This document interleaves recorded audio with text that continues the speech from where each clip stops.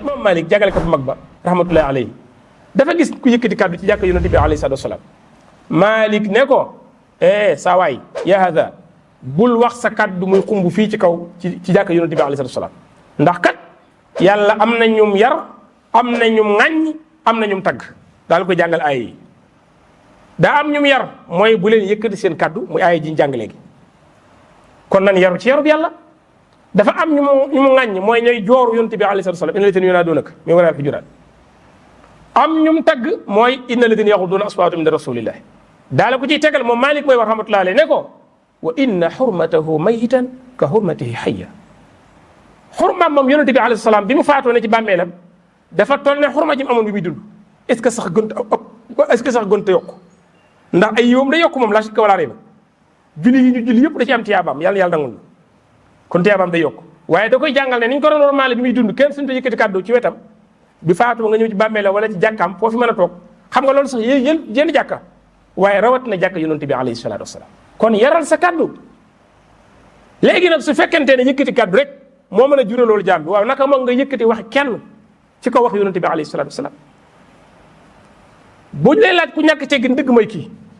naka ma koo xam ne day jot ci lu yonent bi sallallahu alayhi wasallam jàngale wala alxuraan jàngale ko ba noppi naan waaw diw moom lu mu ko gisee.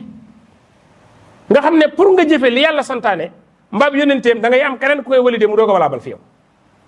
loolu sëñ bi jàngoro la te léeg-léeg mu dal ab julit yàlla ñu ci yàlla musal.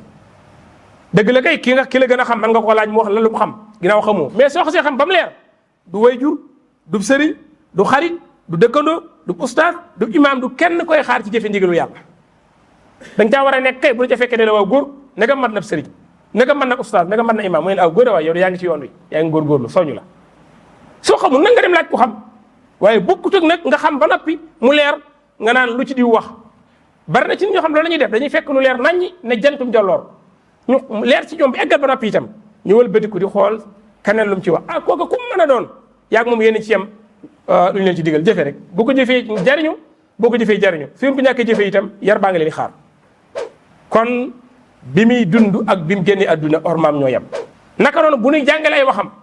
sakkantu wala alxuraan kenn waru faa jibal kàddu suñ portable yi dañ ko war a muut silencieux ko suñu waxtaan ñu arrêté ko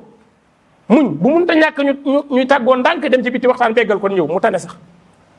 waaye alxuraan day jib ay kàddu yeneen di jibe noogu moom loolu soo adab la ñaawi teggin la teggin sa diggante ak sa borom nga koy tàmbalee mbokk jullit yi teg ci ab yonenteem ginnaaw yàlla sunu borom yonente bi sallallahu alayhi wasallam war maam mu ëpp ci nun war may keneen ku dul moom ci nun